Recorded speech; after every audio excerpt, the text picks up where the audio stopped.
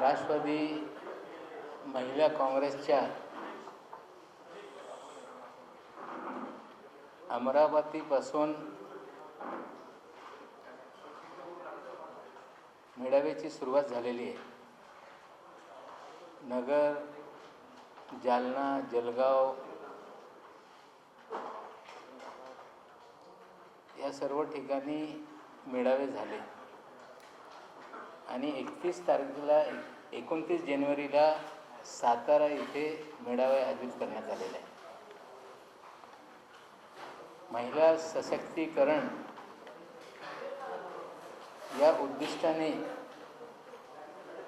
महिला वर्गामध्ये जागृती निर्माण करणे, त्यांचे अधिकार त्यांना पटवून देणे, त्यांच्यावर होणारे अत्याचार थांबवणे आणि एक सशक्त नेतृत्व निर्माण करण्याच्या उद्दिष्टाने खासदार सुप्रिया सुळे यांच्या नेतृत्वाखाली संपूर्ण राज्यभर मेळावे आयोजन करण्यात येत आहे. कुठले विषय ते लेखी आपल्याला वितरित करण्यात आलेले जे 10 कलमी कार्यक्रम आहे त्याची पण माहिती देण्यात आलेली आहे.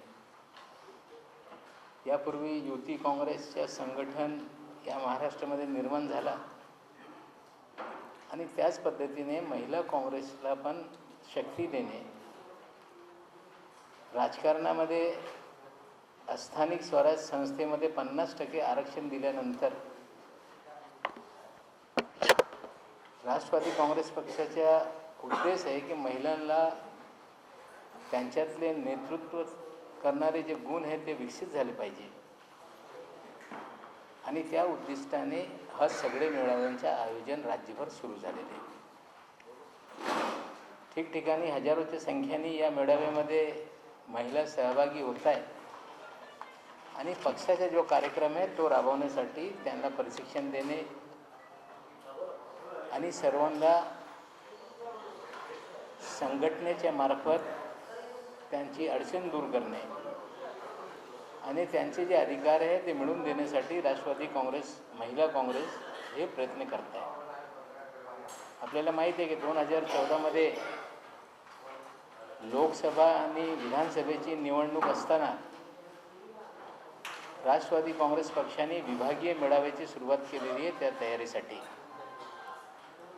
आणि 3 फेब्रुवारी रोजी तो मेळावा देखील माननीय उपमुख्यमंत्री अजित पवार, मधुकरराव पिचडजी यांच्या अध्यक्षतेखाली पश्चिम महाराष्ट्रातला मेळावा पन्हाळा इथे आयोजित करण्यात आलेला आहे. त्याचबरोबर काल सन्माननीय पिचड साहेबांनी संपूर्ण महाराष्ट्रातले जे जिल्हे आहेत जिल्हानिहाय निरीक्षक नेमून त्यांच्यावर जबाबदारी सोपवण्यात आलेली आहे. संघटना मजबूत करणे, आगामी निवडणुकीची तयारीसाठी कार्यकर्त्यांना सजग करणे आणि बूथ निहाय कमिटीपासून तालुका असेल, जिल्हा असेल, त्याला सर्व जे आमचे संघटन आहे, बेसिक राष्ट्रवादी काँग्रेस पक्ष असेल, महिला काँग्रेस असेल, युवक काँग्रेस असेल, छात्रांची संघटना असेल, युती काँग्रेस असेल, या सर्व संघटनेसाठी निरीक्षकची नेमणूक करण्यात आलेली आहे. त्याची यादी आपल्याला देण्यात आलेली आहे. 3 फेब्रुवारीला जे औरंगाबादला अल्पसंख्याक मेळावा होणार होता तो मेळावा पुढे ढकलण्यात आलेला आहे आणि पुढे आपण त्या मेळाव्याची तारीख देऊ. आपल्याला माहीत आहे की काही दिवसामध्ये जे राजकीय घडामोडी झाली, विविध पक्षामध्ये काही नेत्यांना जबाबदारी देण्यात आली, काही अध्यक्ष बदल झाले इतर पक्षामध्ये आणि काही प्रोसिडिंग करून पुन्हा त्यांना जबाबदारी देण्यात आली. अशी घडामोडी या देशामध्ये आणि राज्यामध्ये घडलेली आहे.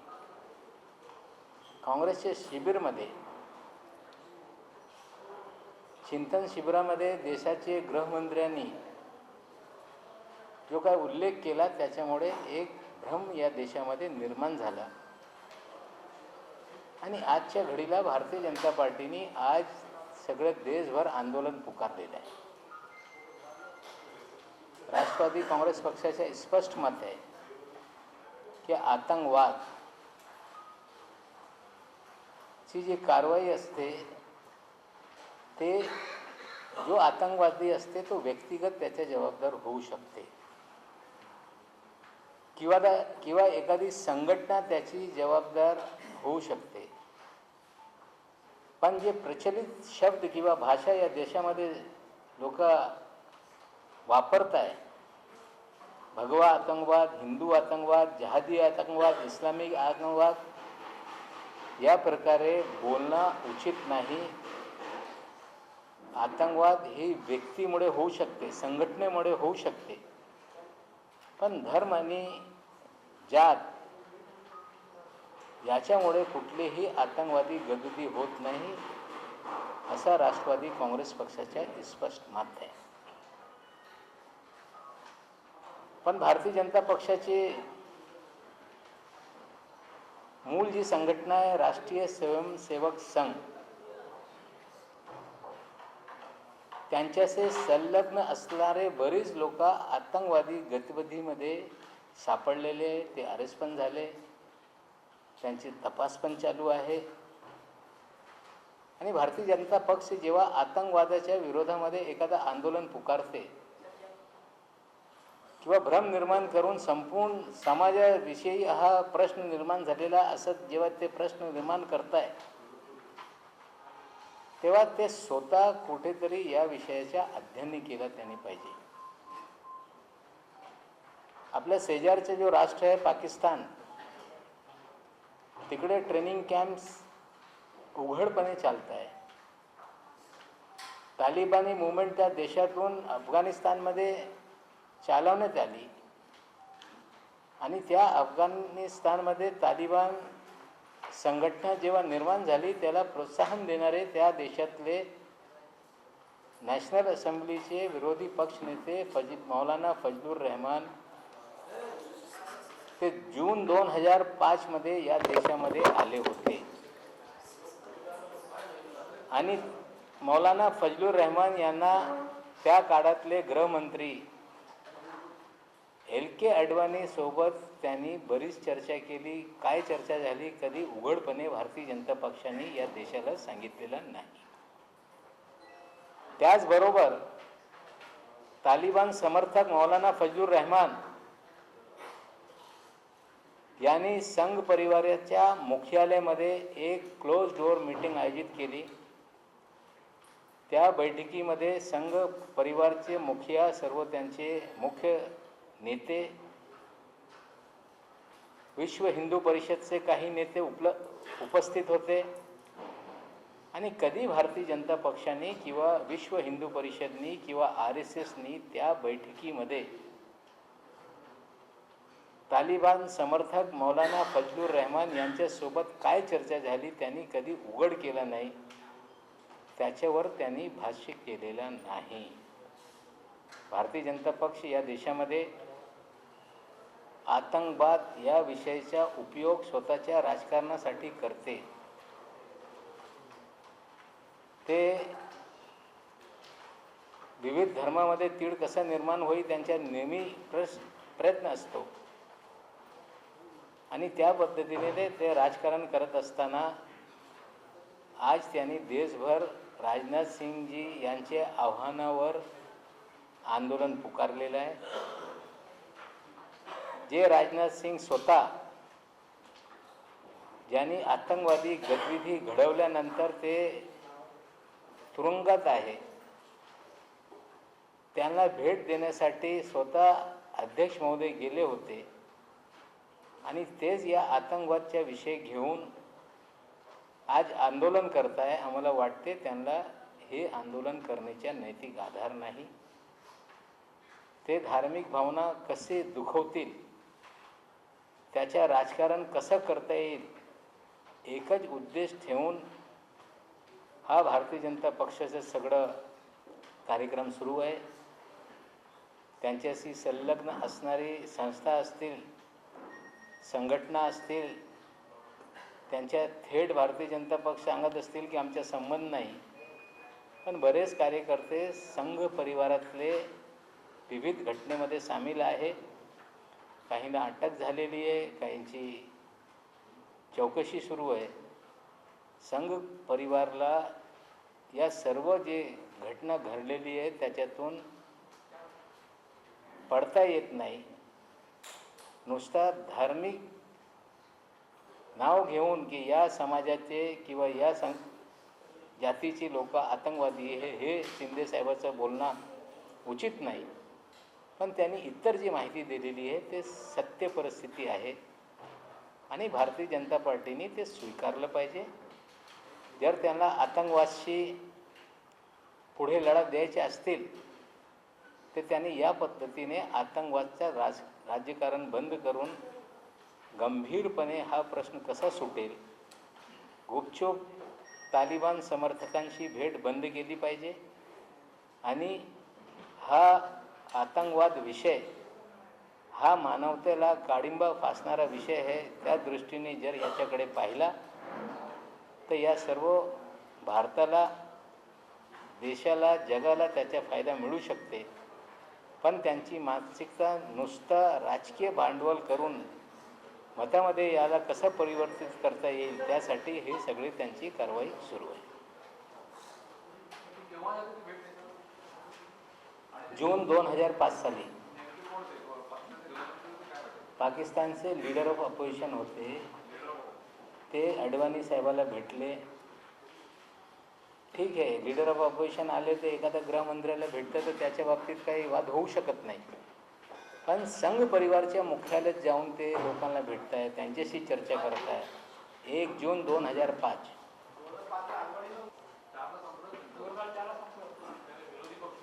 नाही, विरोधी पक्ष नेते असताना, होम मिनिस्टर नाही, विरोधी पक्ष नेते असताना त्यांच्याशी त्यांची भेट झाली आणि संघ मुख्यालयामध्ये ते जाऊन संघ प्रमुखाशी त्यांनी 3 तास चर्चा केलेली आहे. आणि 3 तास काय चर्चा झाली, वारंवार हा प्रश्न आम्ही त्यांना विचारलेला आहे. पण आजपर्यंत त्यांची काय चर्चा झाली ह्या संघ परिवाराने कधी उघड केलेला नाही.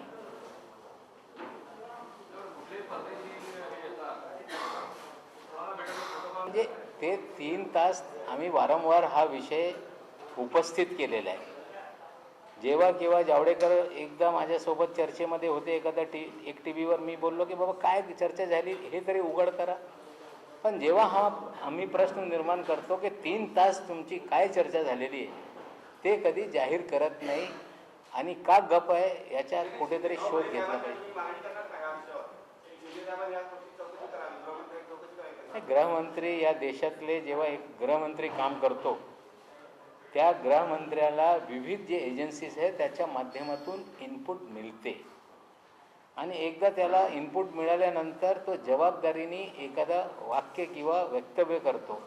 मला वाटतं की शिंदे साहेबाकडे हे सगळे इनपुट असतील आणि आम्हाला अपेक्षा आहे की बोलण्यापेक्षा कारवाई केली पाहिजे आणि जे काही इनपुट्स त्यांच्याकडे आहेत त्यांनी त्याच्यावर कारवाई केली पाहिजे.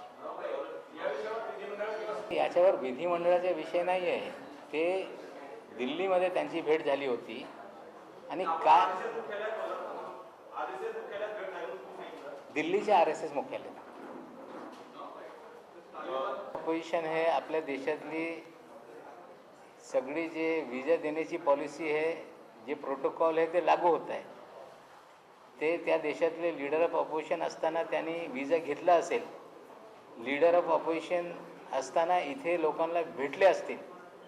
पण RSS मुख्यालयाला जाणे, त्यांच्यासोबत 3 तास गुप्त बैठक घेणे, त्या बैठकीमध्ये VHPचे सर्व नेते उपस्थित राहणे आणि त्याची माहिती लपवणे हे कुठेतरी त्याच्यात मोठी शंका निर्माण होते. हे मला माहीत नाही त्यांनी कसं या देशात एंट्री केली, पण ते इथे आले. लीडर ऑफ अपोजिशनला प्रोटोकॉल असताना ते आले.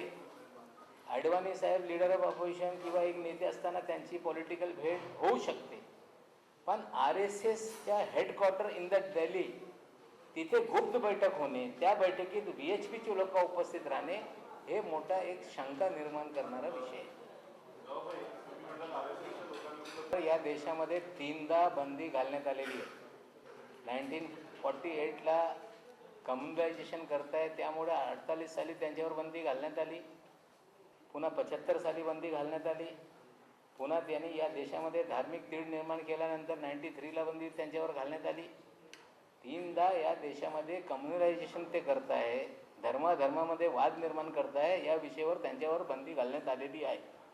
आजच्या घडीला राज्य सरकारने संघ से संलग्न सनातन संघटना, अभिनव भारत या दोन्ही संघटनेवर बंदी आणण्यासाठी राज्य सरकारने शिफारस केलेली आहे आणि आम्ही शिंदे साहेबाकडे आमची मागणी राहणार आहे की तात्काळ त्यांच्यावर बंदी घाला. निर्माण होते की तालिबानी समर्थक मौलाना फजलुर रहमान दिल्ली RSSच्या कार्यालयामध्ये 3 तास काय चर्चा करताय, त्यांचे यांचे काय संबंध आहे हे त्यांनी कधी उघड केलेलं नाही, त्याच्यावर भाष्य केलं नाही. त्यामुळे शंका निर्माण होते की यांचे काय संबंध आहे, त्यांनी उघड केलं पाहिजे. काही दिवस स्त्रियांना चाकू वाटप कार्यक्रम हाती त्यांनी घेतलेला आहे. त्याचबरोबर मिरची पावडर देत आहे. 30 रुपयाचे किचन नाईफ आणि मिरचीचे पुड्या हा वाटण्याच्या मागच्या त्यांच्या उद्दिष्ट काय हे स्पष्ट होत नाही. शिवसेनेचे नेते, शिवसेना प्रमुख कैलासवासी बाळासाहेब ठाकरेंनी या राज्यामध्ये जेव्हा महिला आरक्षणाला सुरुवात झाली तेव्हा त्या काळामध्ये त्यांनी सांगितलं होतं की स्त्रियांनी मूल आणि चूल बघावा, इतर ठिकाणी बघण्याचं त्यांना गरज नाही. त्यासाठी हा किचन नाईफ आणि मिरची पावडर म्हणजे भाजी कापण्यासाठी, भोजन तयार करण्यासाठी ते वाटतंय की काय हे स्पष्ट होत नाही. हत्यार वाटून महिलाला सशक्तीकरण त्यांच्या करता येत नाही. विचार बदलल्याशिवाय, महिलाला आधार दिल्याशिवाय महिलाला ताकदवान करता येत नाही. चाकू वाटप कार्यक्रम एक पब्लिसिटी स्टंट आहे आणि आम्हाला वाटते जर बाळासाहेबांच्या विचाराने हा चाकू वाटप कार्यक्रम सुरू झाला असेल, मग या सर्व स्त्रियांना किचनमध्ये भाजी कापा, भाजी तयार करा, चूल आणि मूल बघा हा कार्यक्रम तर नाही, अशी शंका आमच्या मनात निर्माण झालेली आहे. महिलांना जर सुरक्षा द्यायची असतील तर पहिले शिवसेनेने आपले विचार बदलले पाहिजे आणि विचार बदलून समान अधिकार या महिलांना आहे. जोपर्यंत हा विचार शिवसेना स्वीकारत नाही तोपर्यंत आम्हाला वाटते की बाळासाहेबांच्या विचाराने चूल आणि मूलचा विचार ते पुढे रेटत आहे आणि भाजी कापण्यासाठी किचन नाईफ वाटत आहे आणि हे मिरची पावडर देत आहेत. Right to speak is a fundamental right. पण सरकारच्या पुस्तकावर कुठली कवितेला काय अर्थ आहे? सरकारच्या पोलीस खात्याच्या माध्यमातून एखादी प्रसिद्धी झाली, तक्रारी आली तर त्याच्यात तपास करणं हे सरकारचं काम आहे आणि आम्हाला वाटते त्या पद्धतीने सरकार पुढची कामं करत आहे. असं आहे की every person have right to express their expression. लोकांना स्वतःच्या मत मांडण्याचे अधिकार आहे, पण एखादा मत प्रशासकीय पुस्तकामध्ये आल्यानंतर तो ऑब्जेक्शनेबल असेल तर मग तो सरकार त्याची तपास करू शकते आणि ते तपास ते सरकार करत आहे. मला माहिती आहे की पोलीस खात्याची कुठली पत्रिका आहे त्याच्यावर हे कविता, मला माहिती आहे की पोलीस खात्याची ही पुस्तिका असा मला समज आहे आणि त्या बाबतीत जर इन्क्वायरी होत असतील तर गृहमंत्री त्या बाबतीत काय इन्क्वायरी घडून आणलेलं ते स्पष्ट करते. नहीं, इस देश के गृह मंत्री ने, इस राज्य के गृह मंत्री ने केंद्रीय गृह मंत्रालय को अभिनव भारत सनातन संस्था पे बंदी लगाने का प्रस्ताव भेजा है और हमारी मांग केंद्र सरकार से है कि वो बंदी की कार्रवाई जल्दी से जल्दी करें. आजच्या घडीला आमचे त्यांच्याशी मधुर संबंध आहे आणि आम्ही राज्यामध्ये, केंद्रामध्ये UPAच्या आणि इथे आघाडी सरकारच्या घटक आहोत. निवडणुका जाहीर झाल्यानंतर पुढची आघाडी कसा करावी, कुठल्या राज्यामध्ये करावे, आमचे केंद्रीय नेते ठरवतील. एखाद्या पक्षामध्ये कुणाला नेता करायचा ते अधिकार त्या पक्षाचा असतो. ते पक्षांतर्गत त्यांनी नेता केलेला आहे आणि त्या बाबतीत आम्हाला कधी ऑब्जेक्शन होऊ शकत नाही. आणि एकदा निवडणुका झाली, मग UPAला बहुमत प्राप्त झाल्यानंतर कोण पंतप्रधान होईल त्यानंतर निर्णय होणार आहे. त्यावर स्पष्ट केलेलं आहे की जाती या देशातून नष्ट झाली पाहिजे आणि जाती नष्ट करण्यासाठी लोक पुढाकार घेत असतील तर त्याच्या समर्थन नेहमीच राष्ट्रवादी काँग्रेस पक्षाचा राहणार आहे. पण या देशामध्ये वर्ण व्यवस्थेमुळे आर्थिक, सामाजिक, राजकीय विषमता निर्माण झाल्यानंतर या देशाच्या संविधानामध्ये तरतूद करून SC ST कॅटेगरी निर्माण करण्यात आली. त्यानंतर मंडल आयोगच्या गठन केल्यानंतर त्या शिफारसी स्वीकार करण्यात आल्यानंतर OBCला पण या देशामध्ये काही सवलत निर्माण करून देण्यात आलेली आहे. जाती नष्ट झाली पाहिजे, लोकांचे आचरण बदलले पाहिजे, पण समतामूलक समाज निर्माण करण्यासाठी आजच्या घडीला जी व्यवस्था आहे, आदिवासींना जे आरक्षण देण्यात आलेलं आहे, मागासवर्गीयांना जे आरक्षण आहे, OBCला जे आरक्षण आहे, जोपर्यंत ही सामाजिक विषमता दूर होत नाही तोपर्यंत ही सगळी व्यवस्था चालू राहावी ही राष्ट्रवादी काँग्रेस पक्षाची स्पष्ट भूमिका आहे. पवार साहेब हे राष्ट्रीय नेते आहे. सुप्रियाताई, अजितदादा, भुजबळ साहेब, RR पाटील, जयंत पाटील एक नेत्याची मोठी फळी आहे. सर्व नेत्यांनी वेगळे वेगळे दौरे केले पाहिजे. एकंदरीत वेळ सर्व एकत्रित आले तर हे एनर्जी वाया जाते. त्यासाठी सर्व नेत्यांना सांगण्यात आलेलं आहे की आपण वेगळे वेगळे दौरे करा, जिल्ह्यात जा, गावात जा आणि सर्व नेत्यांचे वेगळे वेगळे कार्यक्रम ठरवून वेगळे वेगळे कार्यक्रमात सगळे नेते जात आहेत.